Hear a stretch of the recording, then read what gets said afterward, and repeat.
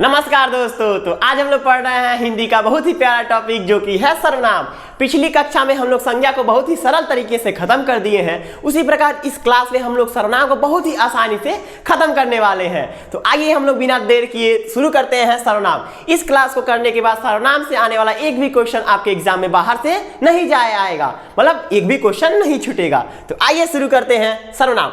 सर्वनाम का अर्थ क्या है, पहले सर्वनाम अर्थ समझते हैं। सर्वनाम का अर्थ क्या हुआ? सर्वनाम का अर्थ हुआ यानी सबका नाम। यानी सबका नाम मतलब यानी संज्ञा के जगह पे प्रयोग होने वाले शब्द को हम लोग सर्वनाम कहते हैं। संज्ञा यानी नाम, किसी के भी नाम के जगह पे यदि हम लोग कुछ शब्द रख दें तो उसको हम लोग क्या बोलते हैं? सर्वनाम बोलते हैं। कैसे, आइए समझते हैं। देखिए, सर्वनाम का अर्थ हुआ यानी सबका नाम। सबका नाम कैसे, अभी हम लोग आगे समझेंगे। इसमें देखिए, इसकी परिभाषा क्या है। वे शब्द जो संज्ञा के स्थान पर प्रयोग किए जाते हैं उन्हें हम लोग सर्वनाम कहते हैं। इस क्लास में उतना ही लिख के लाए हैं जितने से आपको समझ आ जाए।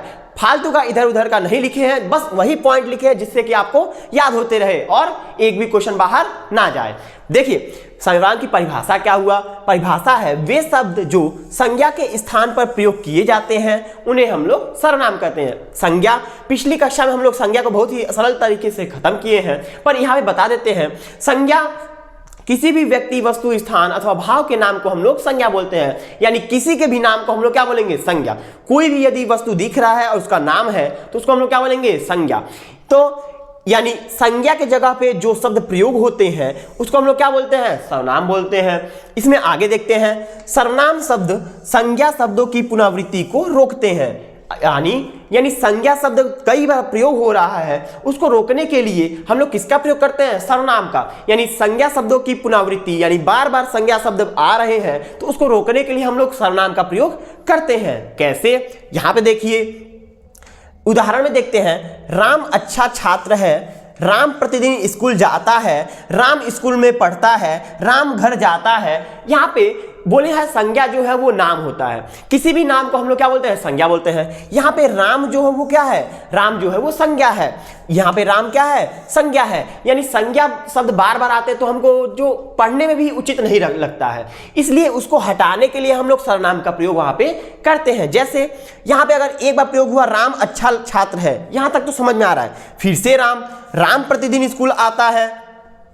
यहां पे यदि हम देखें राम अच्छा छात्र है और यहां पे यदि राम के जगह पे हम लोग यानी राम क्या है? संज्ञा है, और इसके जगह पे हम लोग सर्वनाम का प्रयोग करें तो कौन सा सर्वनाम प्रयोग कर सकते हैं? वह। यानी राम अच्छा छात्र है, वह प्रतिदिन स्कूल आता है। यहाँ पे वाक्य भी देखने में बहुत ही अच्छा लग रहा है। यानी संज्ञा शब्दों की पुनरावृत्ति को रोकने के लिए हम लोग सर्वनाम का प्रयोग करते हैं।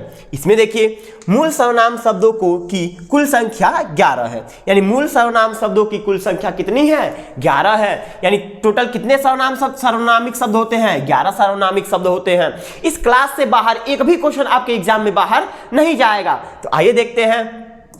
देखिए, मूल शब्द अगर एग्जाम में पूछे कि सर्वनाम के मूल शब्द कितने हैं तो हम लोग बोलेंगे 11 हैं। अगर भेद पूछ दे तो सर्वनाम के भेद होते हैं 6।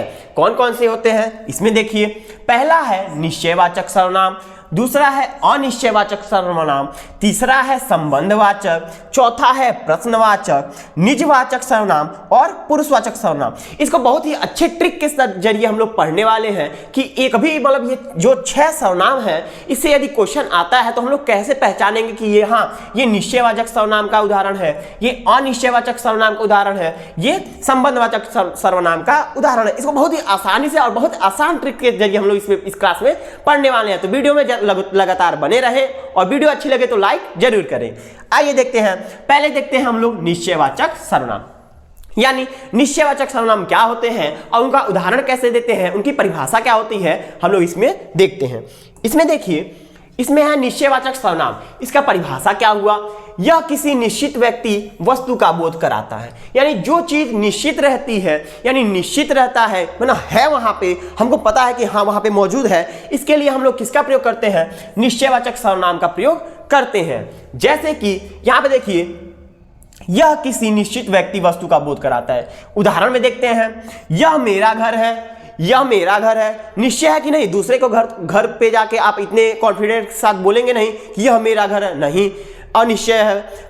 निश्चय कब रहेगा? जब बोलेंगे हाँ यह मेरा घर है, यह मेरा पेन है, यह मेरा पेन है, ये मेरे हथियार हैं, ये मेरे हथियार हैं, वह उनकी मेज है। आपको विश्वास है, हाँ उनका ही है, हमारा ही है। यदि निश्चय निश्चित रहता है तो वहां पे क्या कौन सा सर्वनाम रहता है? निश्चयवाचक सर्वनाम रहता है। आगे इसे रहेगा, इसे संकेतवाचक सर्वनाम भी कहते हैं, यानी निश्चयवाचक सर्वनाम को हम लोग संकेतवाचक सर्वनाम भी कह सकते हैं। आगे देखते हैं, इसे फिर से एक बार रिवीजन करते हैं।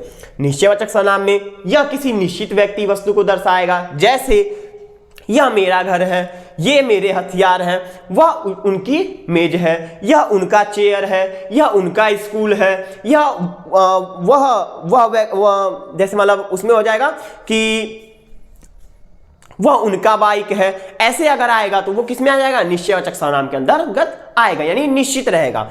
दूसरा देखते हैं अनिश्चयवाचक सर्वनाम क्या है। देखिए अनिश्चयवाचक सर्वनाम में यह अनिश्चित व्यक्ति या वस्तु का बोध कराता है। निश्चयवाचक जब निश्चित रहेगा कि हाँ वो है या उसका है तो वहां पे निश्चयवाचक, और अगर हमको नहीं पता रहे कि क्या है कैसे है तो वो क्या रहेगा? अनिश्चयवाचक। इसमें देखिए, इसमें पहचानने वाला शब्द जो है वो ट्रिक की बात कर रहे थे, वो पहचानने वाले शब्द है कोई और कुछ, यानी कोई और कुछ अगर आ जाए तो वो किस में आ जाएगा? अनिश्चयवाचक सर्वनाम के अंतर्गत आता है। जैसे एग्जांपल में देखते हैं, कोई आ रहा है। अगर हम पूछते कौन आ रहा है तो आप नहीं बताएंगे, हम बोले कोई आ रहा है, आपको नहीं पता चला कौन आ रहा है। ये क्या है? निश्चय है या अनिश्चय है? अनिश्चय है, मतलब निश्चित नहीं है, तो वो किस में आ जाएगा? अनिश्चयवाचक सर्वनाम में। इसमें बाहर गेट पर कोई आया है, कौन आया है बाहर गेट पे? नहीं पता। हम आपसे आके बोले कि बाहर गेट पे कोई आया है, हमको भी नहीं पता, उनको भी नहीं पता, कोई आया है, यह निश्चय है कि अनिश्चय है? अनिश्चय है। भोजन में कुछ गिर गया, भोजन में कुछ गिर गया, यानी हमको नहीं पता क्या गिरा है, मतलब निश्चित नहीं है। भोजन में नमक गिर गया वो तो निश्चय हो जाएगा। अब भोजन में कुछ गिर गया, कुछ आ गया, यहाँ पे क्या है? अनिश्चयवाचक सर्वनाम है। यहां पे नोट देखिए, यदि सर्वनाम के साथ संज्ञा शब्द आ जाए तो वहां पे सर्वनामिक विशेषण हो जाता है। यदि सर्वनाम और संज्ञा एक के पीछे, अगर मान लीजिए आगे सर्वनामिक शब्द रहे और पीछे संज्ञा रहे तो वहां पे क्या रहता है? वहां पे सर्वनामिक विशेषण रहता है। वहां पे क्या रहता है? सर्वनामिक विशेषण हो जाता है। अब आगे देखते हैं, निश्चयवाचक पढ़ चुके, अनिश्चयवाचक पढ़ चुके। निश्चयवाचक में वो वस्तु और व्यक्ति निश्चित होता है और अनिश्चयवाचक में वो वस्तु और व्यक्ति निश्चित नहीं होता है। आगे देखते हैं हम लोग, इसमें देखिए संबंधवाचक, बहुत ही प्यारा सर्वनाम है संबंधवाचक सर्वनाम।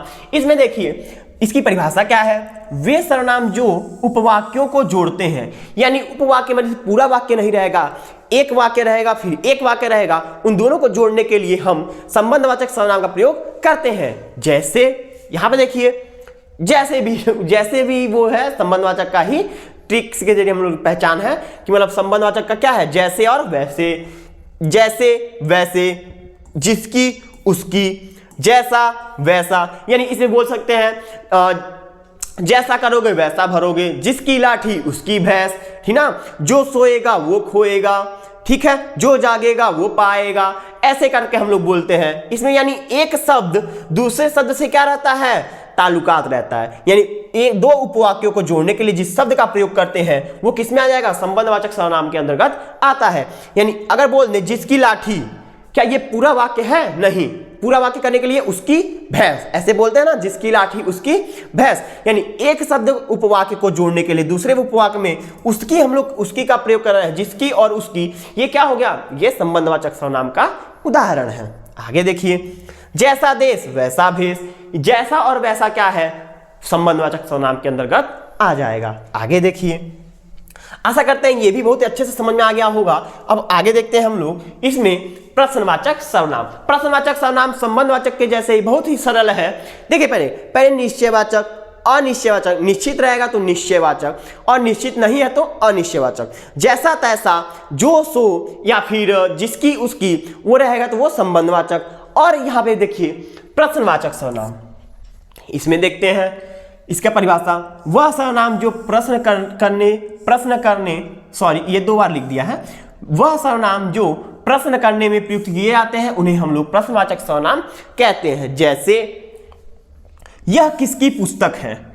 किसकी, इसका अगर ट्रिक बताएं तो प्रश्नवाचक सर्वनाम के जितने भी उदाहरण रहते हैं उनके पीछे प्रश्नवाचक चिन्ह रहता है, मौजूद रहता है।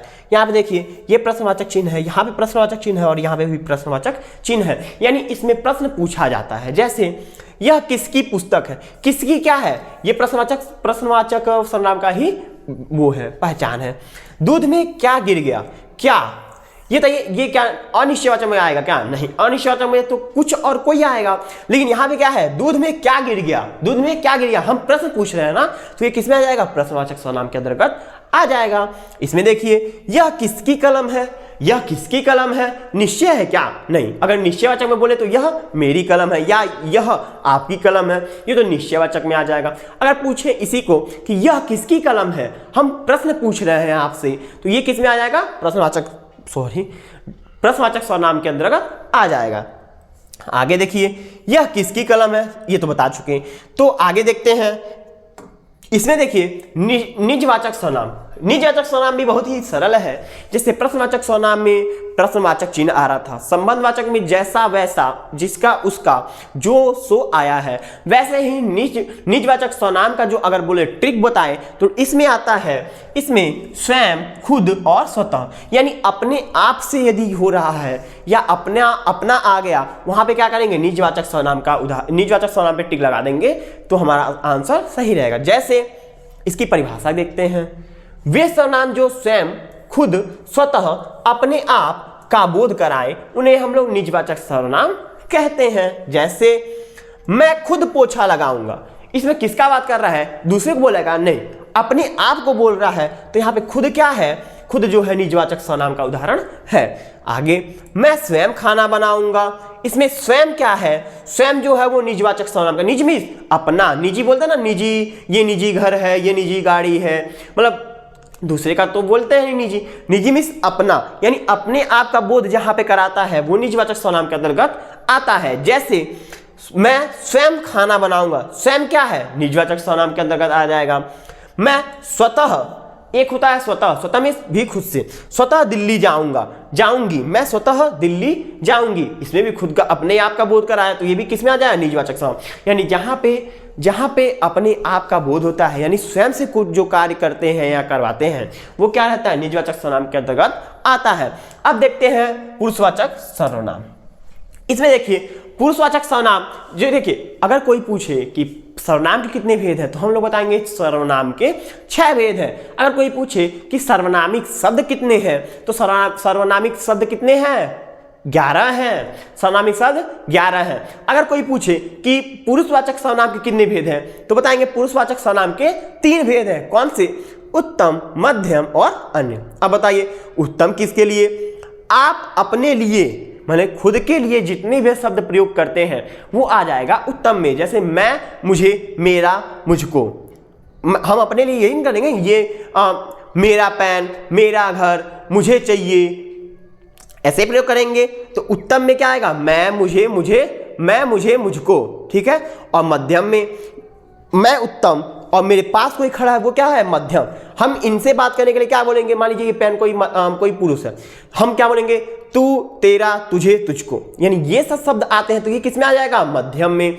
अगर हम दोनों यहाँ पे मौजूद हैं, हम उत्तम, ये मध्यम, और कोई यहाँ पे है नहीं, वो क्या हो गया, हमारा अन्य हो गया। तो हम लोग उसके लिए क्या प्रयोग करेंगे, वो, उसे, उसने, उसको, ठीक है। यानी अपने लिए उत्तम, इसके लिए मध्यम, और जो यहाँ पे मौजूद नहीं है उसके लिए अन्य। उत्तम खुद है, मध्यम जो यहाँ पे मौजूद है, और अन्य कौन है, जो यहाँ पे मौजूद नहीं है, वो अन्य है। तो इसमें देखिए पुरुषवाचक सर्वनाम परिभाषा पहले देख लेते हैं। वे सर्वनाम जो किसी 3 पुरुष का वर्णन करते हैं। 3 पुरुष कौन, मैं, उत्तम, ये मध्यम, वो अन्य, ठीक है। यहां पर देखिए पुरुषवाचक सर्वनाम के 3 भेद होते हैं।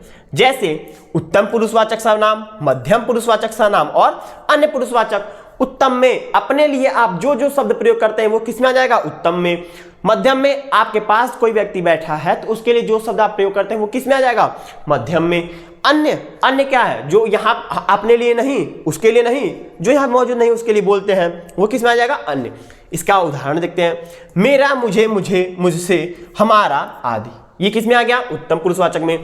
मध्यम में तेरा, तुझको, तुमको, आप, आपसा, आपका है, यहां पे रहेगा आपका, आपका, आपका, आपका, सॉरी गलत हो गया, दो बार लिखा गया। अन्य पुरुषवाचक में इसे इन्होंने, उन्होंने, उसका, इनका, उनकी आदि। यानी ये शब्द जिस वाक्य में आते हैं, यदि आपसे पूछे कि इसमें कौन सा सर्वनाम है तो हम लोग सीधे पुरुषवाचक सर्वनाम में टिक लगाएंगे। यदि पूछ दे पुरुषवाचक सर्वनाम में किसका भेद है, तो यदि अपने लिए प्रयोग किया तो उत्तम पुरुषवाचक सर्वनाम, अगर दूसरे के लिए प्रयोग किया तो मध्यम पुरुषवाचक सर्वनाम, जो वहां पे मौजूद ना हो, जो दूसरी जगह गया हो, यानी वहां पे स्थित ना हो उस जगह पे, यानी वहां पे ना होना कि दूसरी जगह है, तो उसके लिए अन्य के लिए अन्य पुरुषवाचक सर्वनाम पे टिक लगा देंगे। तो आशा करते हैं ये वीडियो आपको बहुत ही प्यारी लगी होगी, और ऐसी और वीडियो पाने के लिए हमारे चैनल को सब्सक्राइब करें, वीडियो को लाइक करें और ज्यादा से ज्यादा अपने दोस्तों के पास शेयर करें। धन्यवाद।